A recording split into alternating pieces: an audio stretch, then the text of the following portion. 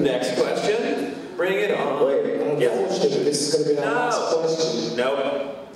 We're taking over. I'm trying one more time. What was the most challenging thing you had to do on the sets? You first.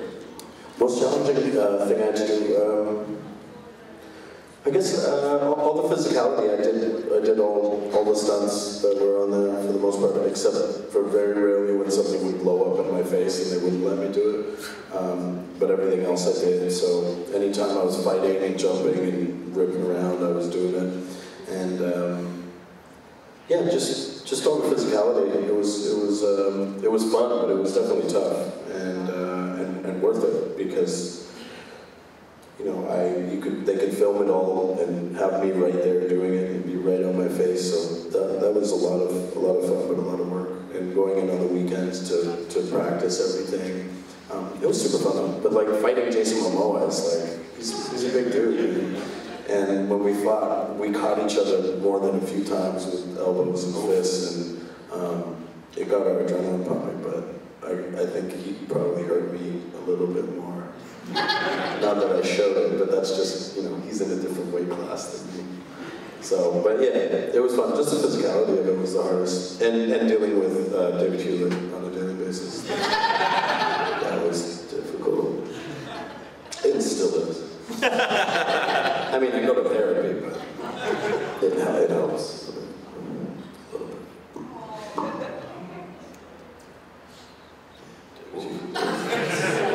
That went real bad. That's whole special for a minute. I love that you think that got dark. Every time I see his face.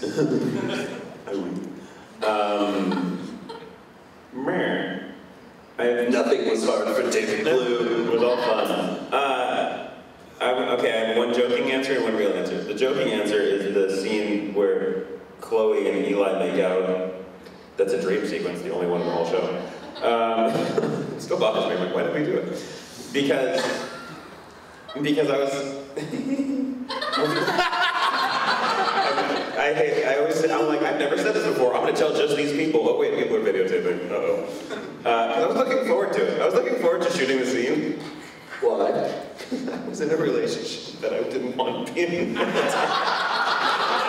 And she's an attractive woman, and I hadn't kissed anyone else in a while, but I was like, this will be a fun scene to shoot. And we show up to shoot it, and Elise just goes, I'm playing her drunk. I'm like, oh man. So I give her crap for this all the time, so I was like, I'm gonna go on set, I'm gonna kiss a beautiful girl, and it's gonna be like this great romantic moment. Like, come here, baby, She licked my face. Like, we didn't kiss. She's like, and I was like, oh, okay, cut, okay, are we going again? Son of a... There's nothing romantic about it at all. But the hardest thing, actually, in the episode Time, which is one of my favorite episodes of in episode 8, Robert Cooper came up to me and said, hey, you're going to get to shoot a gun in the next episode. Oh, actually, no, you're not. And I went, wait, what? And it's not, I'm not going to spoil it, I promise. It's just a basic theme thing. And I'm like, wait, why not? She's watching it right now. Like now? Yeah, on her phone. That's what like, these guys are boring, but the show is So he said, well, the camera guy's going to shoot it because this whole episode's going to be from your perspective. And I went, hold on, I'm a director and I edit and produce and stuff. I'm like, can I shoot it? He's like, no, there's no way. I'm like, can you give me a shot? So they were going to like pity give me a shot to shoot it. They built a rig, a giant helmet with a camera on the front and a backpack that was the actual camera. And they gave me one shot and they liked it. So anything from Eli's perspective in that episode, I shot myself. And it was so cool because the monitor, like the monitoring the shot, was a pair of glasses that were piped into the camera, like Georgie LaForge style. So I'm in the scene, we're in a soundstage with rain towers going off and like lightning. And I'm in the scene having to act with Robert Carlyle at the same time as panning over to him, zoom in, zoom out, look over to Greer, and like, so I was a camera operator and an actor at the same time, and it was just, I'm proud of it as a camera op, but it was just fun. It was challenging as hell, because like, you don't want to screw up Robert Carlyle's shot, you know? You don't want to like be... Why did you want to do that? That's insane. I'm a glutton and I like doing it. glad it worked. It was that could have backfired for one. It was so cool, and I don't know if you guys follow me on Instagram, please do. One of the behind the scenes I posted from like a month ago, the camera guy, since he wasn't doing anything, taped me filming in a big action scene. So I have this awesome video wearing a camera shooting machine guns in rainforest while Robert Carlyle was yelling behind me. It was so cool, but terrifying, because all I could think was, don't mess up Carlyle's close-up. Yeah. Don't mess up He's like emotionally acting. I'm like, it's the creepiest Zoom in the world. Zoom. Are you just looking at it? Well, because the camera's on my head, so to zoom, you have to literally... So what is he looking at? Your face doing that? Watch the show! I'm gonna send you DVDs. No, I'm not saying in the show, I'm saying what is he looking at? Like, as either an actor. If I watch the show, I'm not gonna see you wearing rig going like this. I hope not. I'm asking, what is he looking at? Most of the time, they would be looking at my actual... Well, they'd be looking at the Geordie LaForge glasses. But they see your whole face. Yeah, it's just glasses and then a big old helmet. I'll show you. And this is your monitor. Yeah. That's cool. It was really crazy. I, however, had to act everything. I don't know if you guys ever played first-person shooters. You have. Had to act everything up here, because actually when you're shooting, you shoot down here. But if the camera's up here, you wouldn't see the gun, like first-person style. So as I'm doing the shooting, I'm actually doing this. Like kill shot from like an 80s gangster movie style. That's amazing. But it was cool. Challenging, but cool. You like that? I humble brag at the same time. This is like was challenging. I think the most challenging thing was being awesome. Was when it was really awesome. Like sometimes you don't know how in-depth and awesome I am. Like, Rainbow, you're too attractive. And you're like, no. Oh, it's a real chore for me. It hurts me daily. What sucks is that we didn't, like, the people that, I love everyone that we worked with, crossover-wise, but like I was looking forward to working with my other friends who were on the show, like having Claudia on, having Ben Browder on. We became chummy in Australia while we were still filming, and he wanted on. Oh my God, Ben really wanted on the show, and we never got the chance. That would have been cool. Yeah. If we just keep asking questions and don't let him stop us, they can't do anything about it. Okay. I don't know. I get. Don't let him stop us. It's probably not going to happen, but I was trying to FaceTime in Elena. Yeah.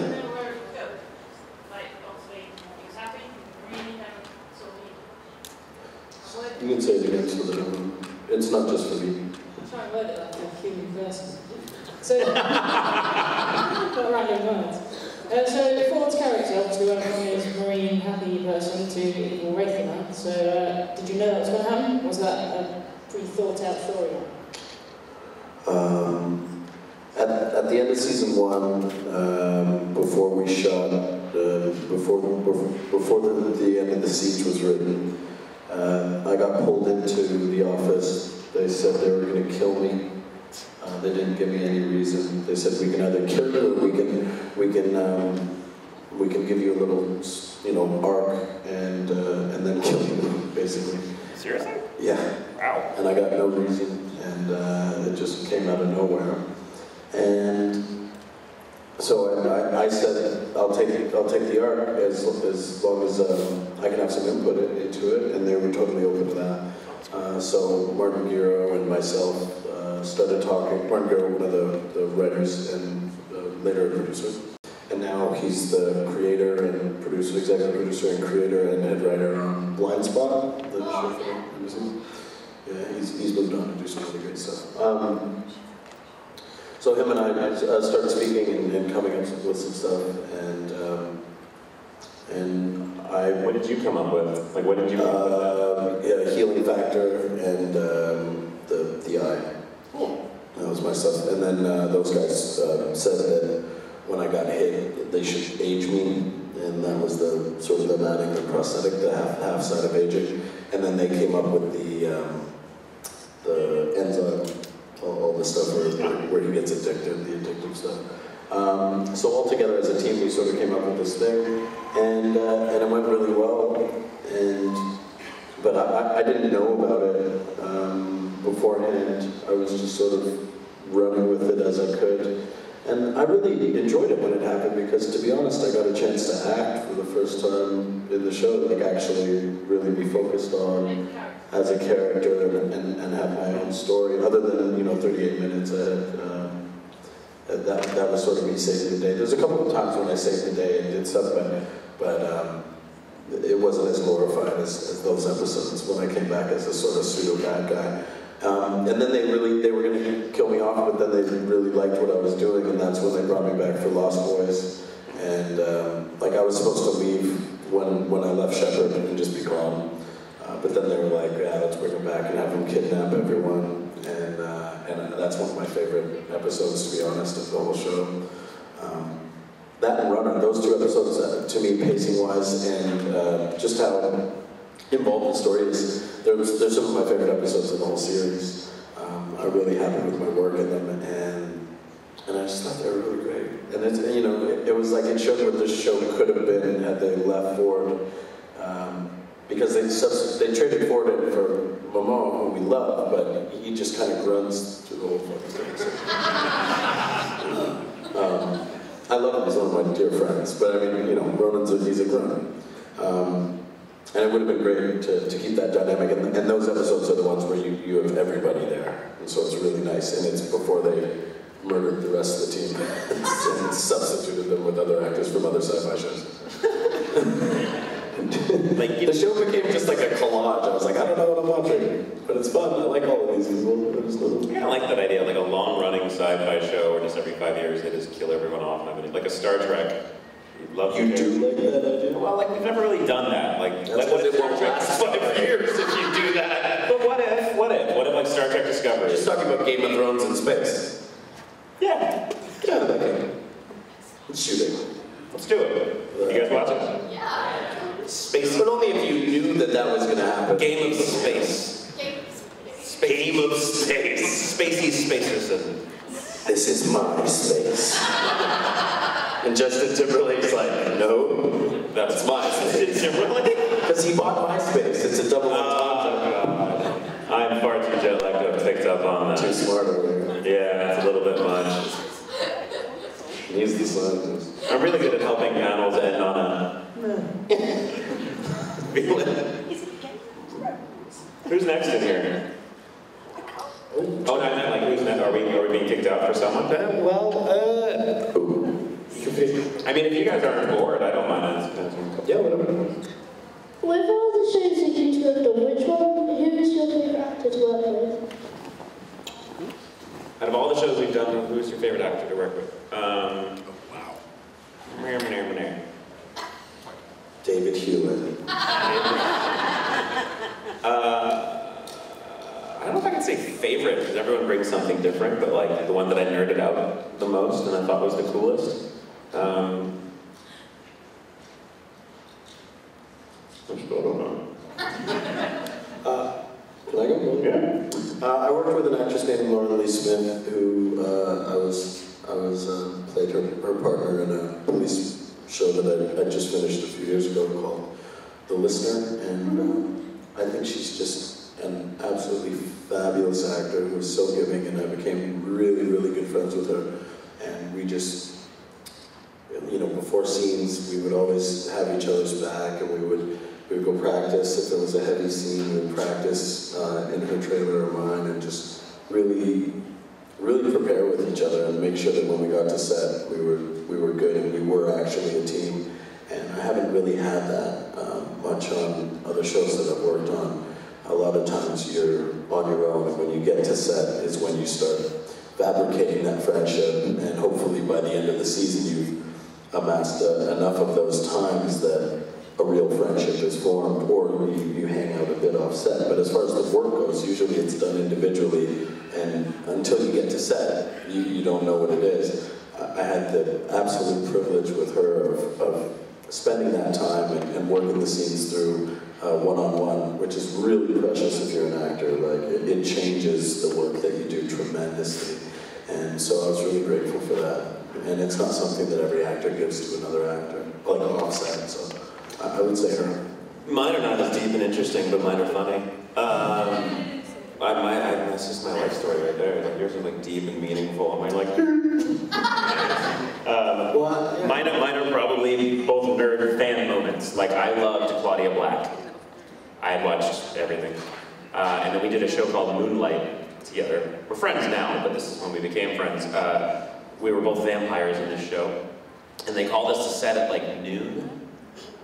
And Has anyone seen this show? yeah, that's why we lasted one season. It's called Moonlight. It was actually 1 year before the vampire craze hit, so we were almost there. Jason Doring, Alex O'Loughlin, who's on Hawaii Five-0, was the lead of this. Sophia Miles. Good cast. I want to see this show. Called in at noon, and we sat in our trailers until about midnight, waiting for them to need us. Now, as a fan of everything she had done before, Claudia Black walks up in head-to-toe leather.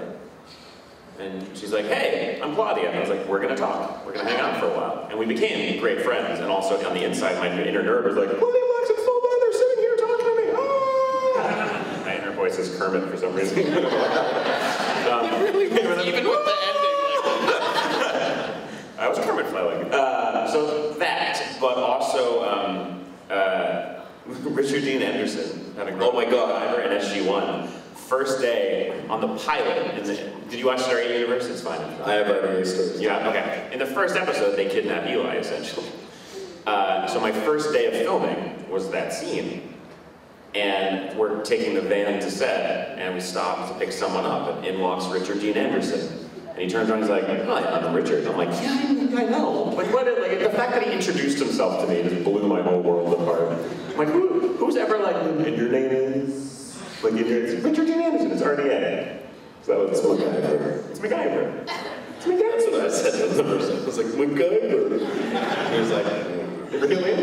yeah, and then I forced him to give me an autograph picture, but I didn't want a Stargate picture. I forced him to give me a MacGyver autograph picture, which he was so mad about, and it's still in my fridge. I want to do that with Ricardo, because before we became friends, fan of his work, because he's been in everything that's ever been made. I didn't know until we started talking. Everything. He's been in everything. I loved him in Inner Space, when he was the cowboy. That's one of my favorite things ever. Like, I was singing, I'm an old cowboy. I was singing it to him in the van yesterday. That's the thing, is I can't hold my nerdhood back. I try, but I just can't. Blue Diamond Phil, the first time I saw him, I was like, a negative times a negative equals a positive. That's amazing. Stand and deliver? Just me? Yeah.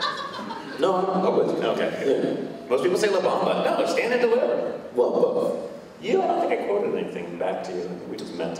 I hadn't started doing cool nerd things that you would have seen, so we just met. When we first met, I'd seen you on Atlantis. Oh yeah, but I hadn't said anything. Like I had, but like season no. one, you're just. Well, no, I mean you could have said like hurts like hell, sir. Like there's a few. Hurts like hell, sir. Yeah, there's a few quotes, but not. I don't know that. No, never mind. You could have given me a turkey sandwich or something. I guess. What do you guys? Math boy, I guess. I'm math boy. That's the only thing that's really quotable, I think. Right? Are any actual lines that are quotable? I don't think so. But math boy, right? Oh, that really, it's still interesting. They started the show and Eli quoted sci-fi movies all the time. And then season 2, it stopped. It was completely stopped. I never knew why. And then one day I walked up to, I think Robert, I was really bad at challenging the producers. It's not a good thing. I walked up to, I think, Carl and said, hey, what happened with the quoting movies? Because I'm a huge movie buff, and I liked it. And he went, oh, you're right, we haven't really been doing that. And I went, well, can we add one? He's like, well, let us know if you think of a place that we should. And so in Robert Cooper's episode, I asked them if I could ad-lib, and I added the Last Starfighter line, because that's what Eli always was to me. It was like a new version of Last Starfighter, which if they remake it, I better believe that movie. So they let me add that, but like, yeah, he started quoting mostly Star Wars, but a lot of quotes, and it just stopped for some reason. I never knew. We're scaring everyone away. I feel like we should end it. It's okay. Oh, you want Rainbow to go with you? I'll talk to you about his methane theories. This was fun, guys. It's a lot of fun. Who's here tomorrow, too? Okay. Please come tomorrow. We'll be joined by Robert Ricardo of Inner Space fame. So he's What? No. He's great in that movie. He's amazing. I was thinking he's something completely different because I'm insane. He's still thinking about farce. Are you farting right now? No, I haven't farted since I've been up here. Like in London? UK? No, I Why do you keep saying London? I farted in the UK several times. And that's a great place to end this. Wow. How low the bar has been since. Guys, I farted. Thank you guys all. Please come back tomorrow. If you're done, please come hang out with us, and then we'll be partying time with you guys. Oh, wait. What? You know what I'm saying? I don't trust you now. You just pause and stare off into space. What? You know what? No, I was going to say, you know what? I just had a brain fart. Still farts. Still talking about another type of fart. No, I just worked with Corey Stoll, who was he's awesome. Unbelievable. House of Cards. Well, he's in everything. He's literally in every single thing. But in nerddom, I guess he's he was Yellow Jacket in Ant-Man. Did you guys like Ant-Man? He was the bad guy. I loved Ant-Man. Oh, so much fun. Anyway, I just worked with him on his show on the Strain, and he's absolutely one of my favorite guys to work with. He's no nonsense, but like so he was like cold the whole time, and the whole time I was just like, Crystal, like please like me. And then I finally, day 3, made him laugh really hard, and I was like, yes, it's like beginning. And then by the end of the first episode we shot, we're hanging out, just like him and us, me and Angel Parker, who's also amazing, and is just about to start working on a new Marvel show called The Runaways. Who's an amazing actor. And we're sitting in a room, and I'm still like, please, Corey, like me, please, like, in my head, not out loud, because that would be super creepy and probably hurt my cause. And so I was like, please, like me, oh my God. And finally, it's the end of the day, and he goes, hey, Rainbow. He's like, and then he slides his phone over, he's like, put your contact in there. And I was like, yes. He's like, let's go out to dinner sometime. Oh, you're taking me. He's awesome. So he's the homie now. I call him relentlessly.